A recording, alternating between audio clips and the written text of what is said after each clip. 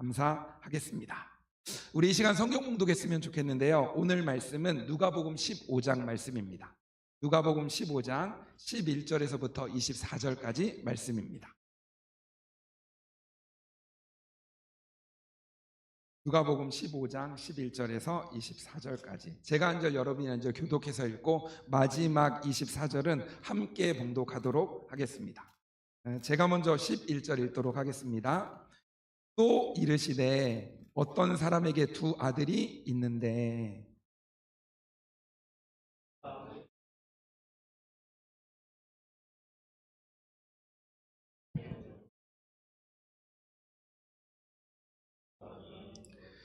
그 며칠이 안 되어 둘째 아들이 재물을 다 모아 가지고 먼 나라에 가 거기서 허랑방탕하여 그 재산을 낭비하더니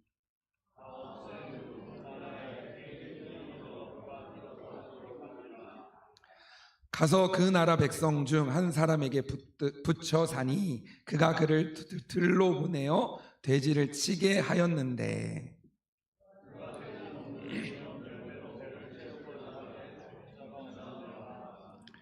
이에 스스로 돌이켜 이르되 내 아버지에게는 양식이 풍족한 품꾼이 얼마나 많은가 나는 여기서 줄여 죽는구나.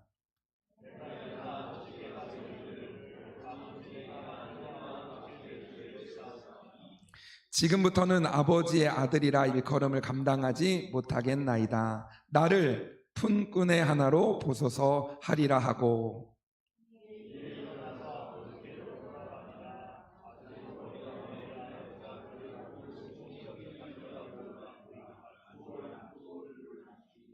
아들이 이르되 아버지 내가 하늘과 아버지께 죄를 지었사오니 지금부터는 아버지의 아들이라 일컬음을 감당하지 못하겠나이다 하나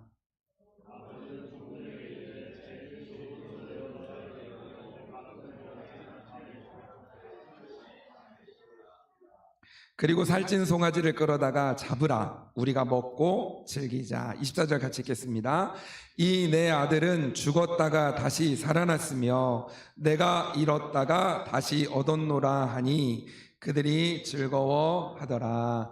아멘. 하나님의 말씀입니다. 아멘. 하하하. 뭐죠? 하나님은 하나님의 일을 하십니다. 우리 옆에 있는 사람들하고 잠깐 얼굴 한번 보시고요. 앞뒤로 옆으로 이렇게 보시면서 하하하 하나님은 하나님의 일을 하십니다 하면서 인사하시면 좋겠습니다. 하하하 네네네 하나님은 하나님의 일을 하십니다.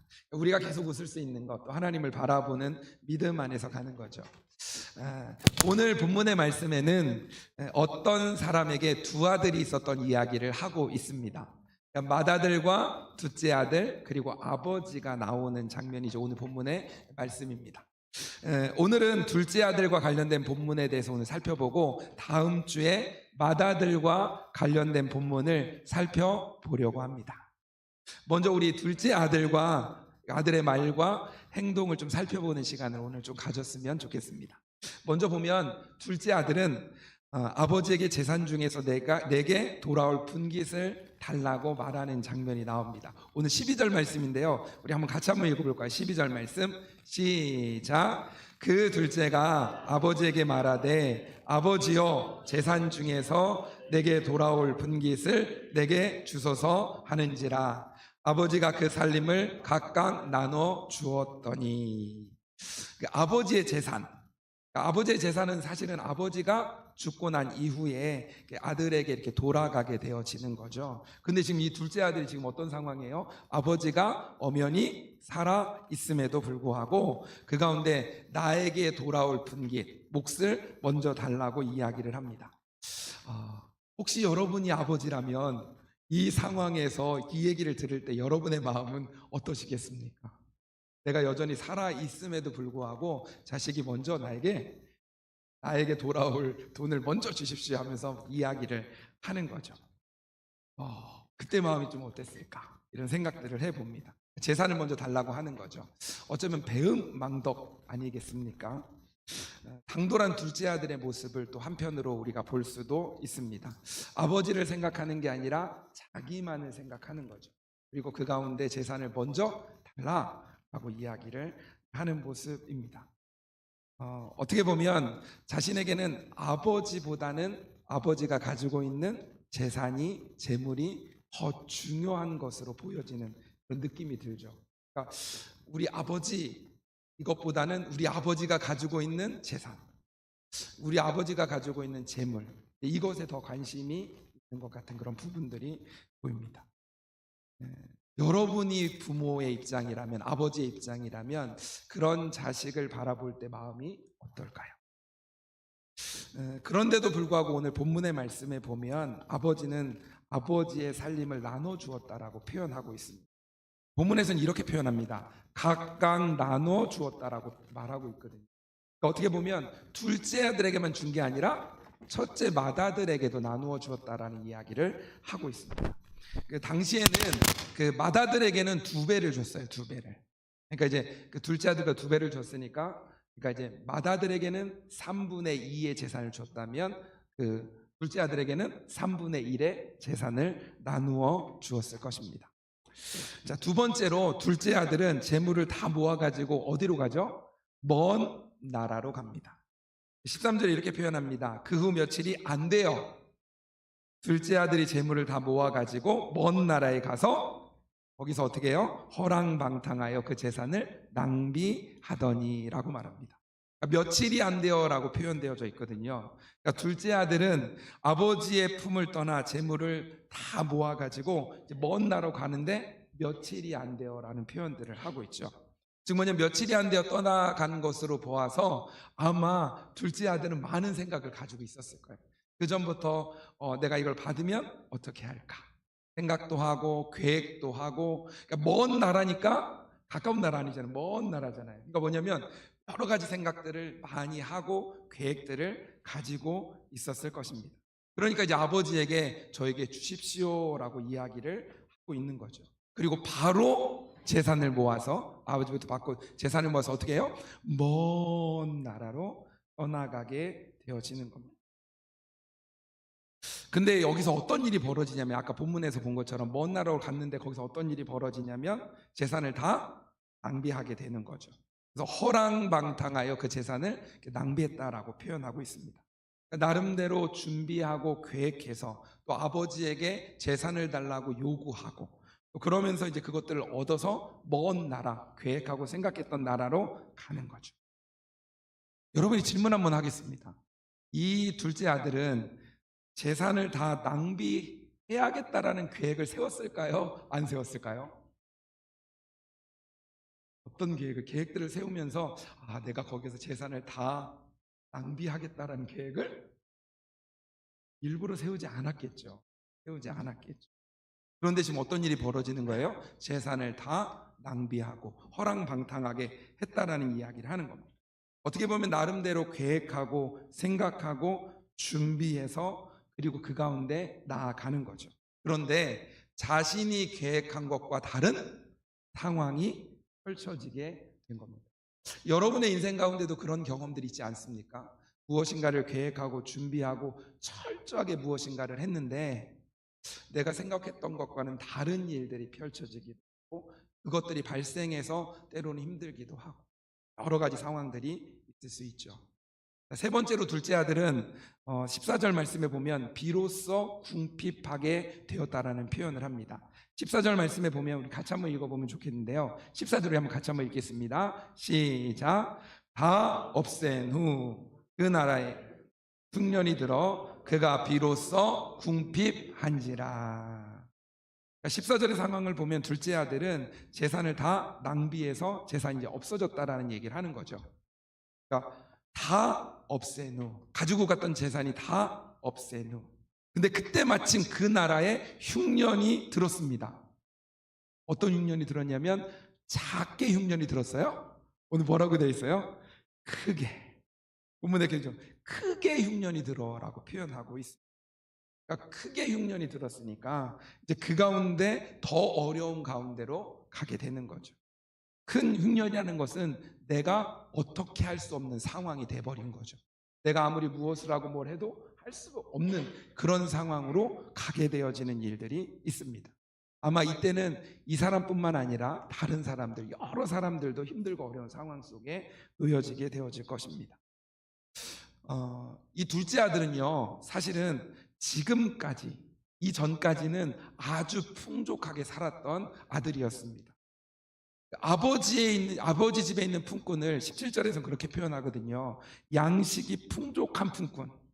품꾼인데 어떻게 해요? 양식이 풍족한 품꾼이라고 생각이 표현되어져 있으니까 아마 아버지의 집에 있는 품꾼조차도 양식이 풍족하게 가지고 있는 품꾼이에요. 그러니까 아들이니까 어떨까요?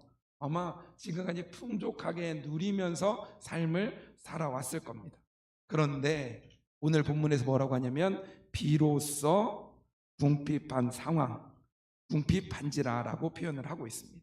그러니까 어떻게 보면 둘째 아들은 처음 이런 상황을 겪게 된 것이라고도 할 수 있겠죠.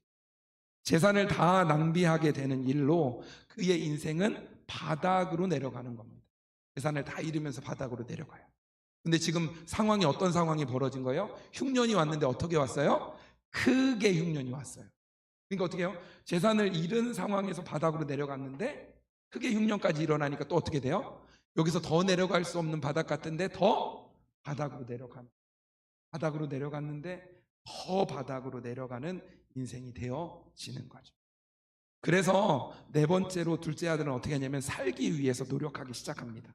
자신의 노력을 하는 거예요. 어떻게 하면 내가 살 수 있을까? 그 이야기가 이제 15절 16절 말씀입니다. 가서 그 나라 백성 중 한 사람에게 붙여 사니 그가 그를 들로 보내어 돼지를 치게 하였는데 그가 돼지 먹는 쥐염 열매로 배를 채우고자 하되 어떻게 해요? 주는 자가 없는지라. 그러니까 돼지가 먹는 쥐염 열매로라도 배를 좀 채우고 싶은데 그것조차 주는 사람이 없었다라고 표현하고 있죠. 이 성경을 쉬운 성경은 조금 더 쉽게 이렇게 표현합니다. 15절 16절 이렇게 표현하는데요. 그래서 그는 하는 수 없이 그 나라 사람의 어떤 집에 더부살이로 들어가 돼지를 치게 되었습니다. 그는 너무나 배가 고파 돼지가 먹는 쥐염나무 열매라도 실컷 먹고 배를 채우고 싶었지만 그것마저도 넉넉히 주는 사람이 없었습니다. 이런 분인 거죠. 그러니까 둘째 아들은 아버지가 없는 그곳, 아까 표현으로 보면 먼 나라로 갔습니다. 어떻게 해서든지 살아보기 위해 자기가 할 수 있는 노력을 하면서 그 먼 나라에서 어떤 집에 더부살이로 들어가서 그 가운데 돼지를 치면서 어떻게든 먹으려고 하는 상황들, 최선의 노력을 나름대로 하는 거죠. 그런데 그에게는 돼지가 먹는 쥐염 열매도 먹을 수 없는 상황으로 내려가게 됩니다. 어쩌면 아까 이야기했던 재산을 다 승진하게 되는 부분이 바닥으로 내려갔다고 한다면 그리고 크게 흉년이 일어난 일이 벌어짐으로 더 바닥으로 내려갔다면 이제는 어떻게 되는 거예요? 어떻게든 먹고 살려고 노력하지만 결국에는 돼지가 먹는 쥐염 열매도 먹을 수 없는 상황으로 이제는 완전히 어디로 내려가는 거예요? 바닥? 바닥? 그럼 이번엔 뭘까요? 더 바닥 이렇게 표현하는 거예요. 이렇게 내려가는 겁니다. 완전히 더 바닥으로 내려가는 상황이 벌어지게 된 겁니다. 이제 바닥에서 더 바닥으로 더 바닥으로 이렇게 내려가는 거죠. 그러니까 이 아들이 이 상황 속에서 생각나는 분이 있는 거예요. 오늘 본문의 말씀에 보면 이렇게 표현하고 있습니다.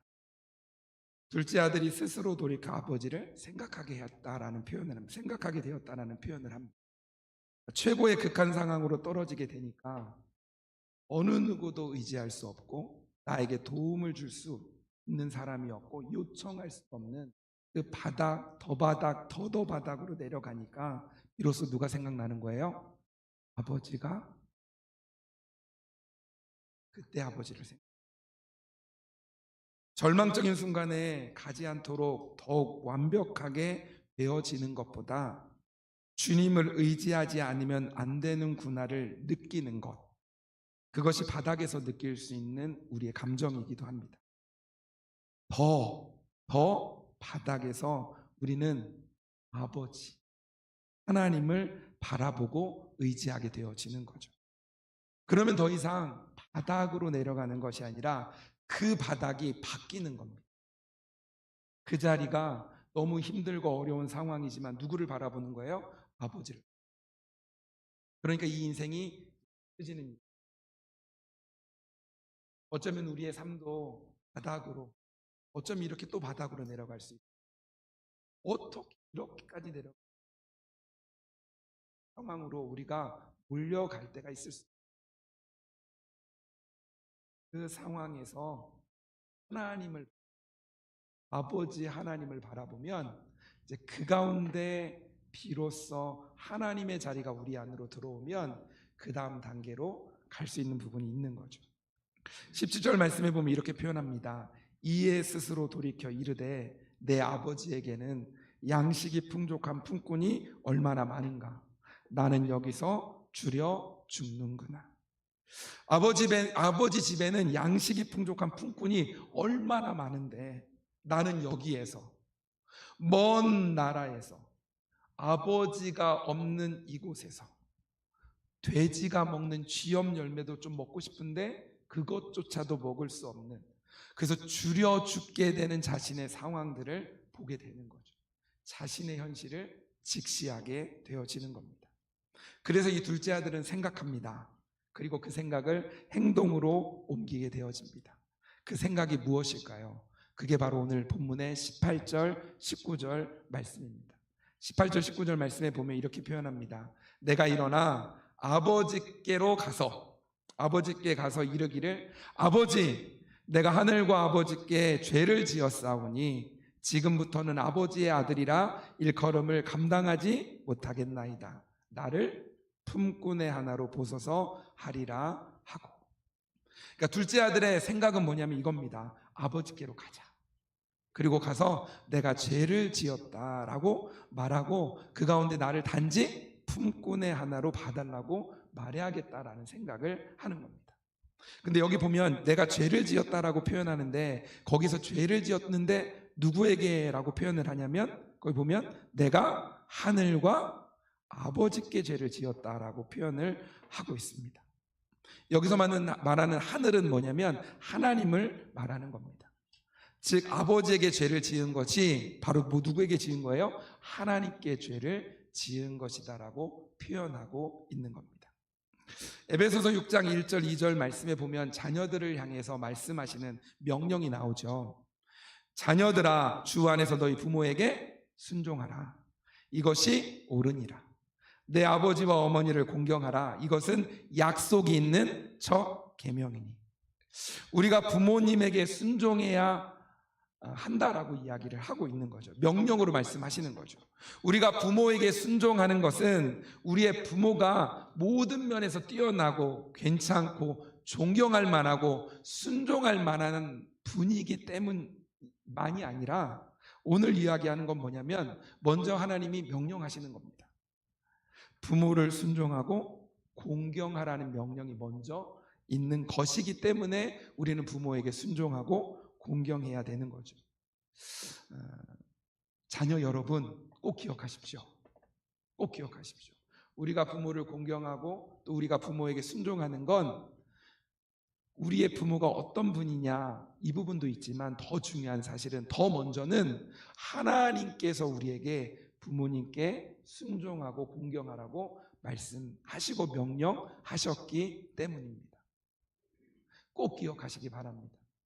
그럴 때 하나님께서 이야기하죠. 그것이 옳다라고도 얘기하시고 약속 있는 첫 계명이다.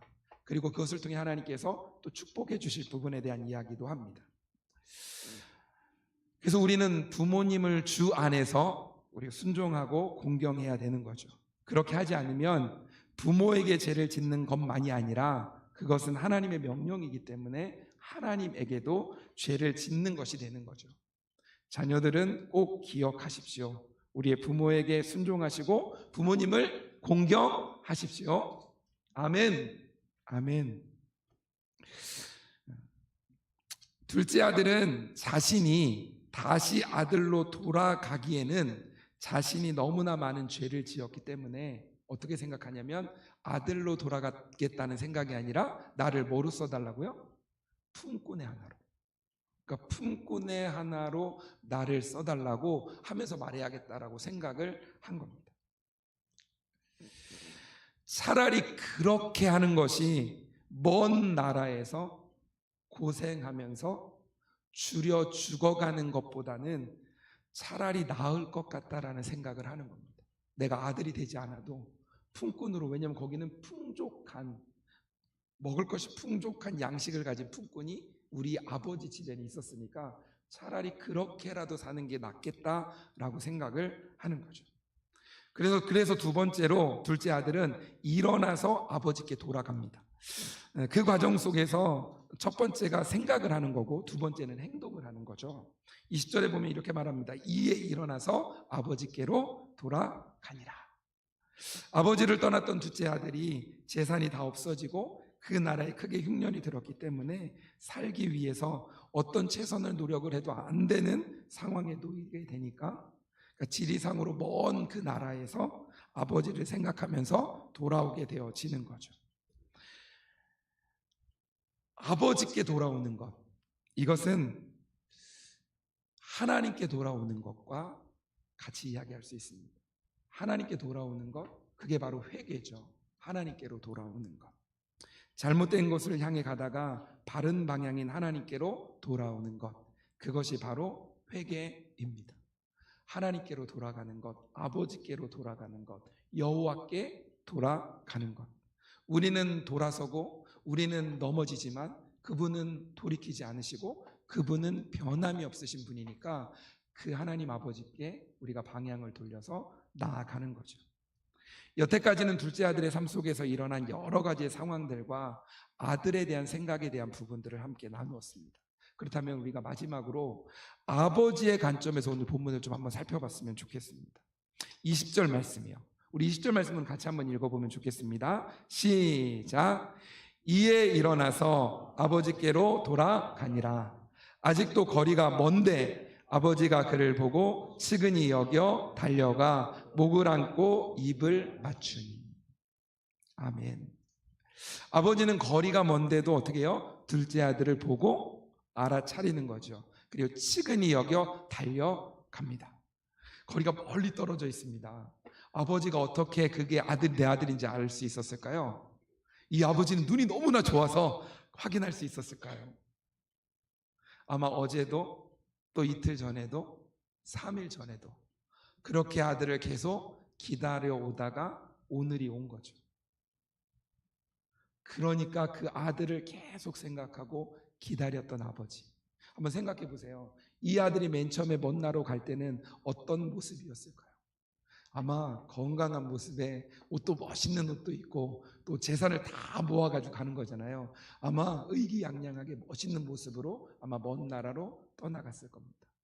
그런데 지금 이 아들이 돌아오는 이 시점에 이 아들은 어떤 모습일까요? 돼지가 먹는 쥐염 열매도 배부르게 먹을 수 없는 상황 속에서 내가 줄여 죽겠구나라고 말하는데, 이 아들의 모습은 어떤 모습일까요? 옷은 어떤 모습일까요? 허름한 모습 아닐까요? 그리고 건강 상태가 좋을까요? 아마 살도 빠져 있겠죠. 막 여러 가지로 굉장히 불쌍한 모습일 겁니다. 집을 나설 때의 모습과는 완전히 다른 모습일 겁니다. 아마 잘 봐도 보기가 힘들 수도 있습니다. 이게 내 아들이 맞나? 근데 아버지는 아는 거죠. 아버지는 아는 거죠. 이게 내 아들이라고. 그래서 달려가는 겁니다. 거리가 먼데도 달려가서 어떻게 해요? 그를 보고 측은히 여겨주고 또 달려가서 목을 안고 입을 맞춥니다.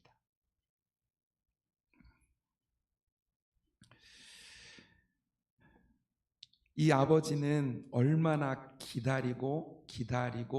기다렸겠습니까? 그 아버지의 마음과 그 심정. 그러니까 달려가는 거죠. 어쩌면 이 아들이 돌아오고 안고 또 그리고 입 맞추고 하는 과정 속에서 아마 아버지가 이렇게 말하지 않았을까 싶어요. 너만 돌아오면 됐다. 너만 돌아오면 됐다. 가져나갔던 거 더 해가지고, 아니 너만 돌아오면 됐다. 너만 돌아오면 된 거야 하면서 이렇게 안아주면서 품어주지 않았을까라는 생각이 듭니다. 이때 둘째 아들은 얘기하는 거죠. 아버지와 내가 하늘과 아버지께 죄를 지었습니다. 이제부터는 아버지의 아들이라고 불려지는 것을 제가 감당할 수 없습니다 라고 말합니다. 그런데 아버지는 두 번째로 어떻게 합니까? 아버지는 종들에게 명령합니다.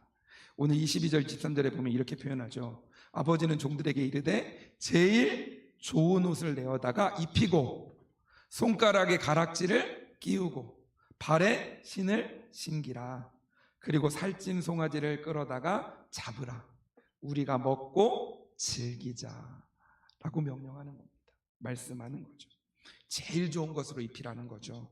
손가락에 가락지 신발을 신기고 또 살찐 송아지를 잡게 하는 일들이 있습니다. 지금 뭐냐면 지금 잔치를 벌이는 분위기로 지금 가고 있는 겁니다. 최고 좋은 것으로 아들을 입히고 신기고 또 그리고 그 가운데 먹이기 위해서 잔치를 준비해 나아가는 거죠.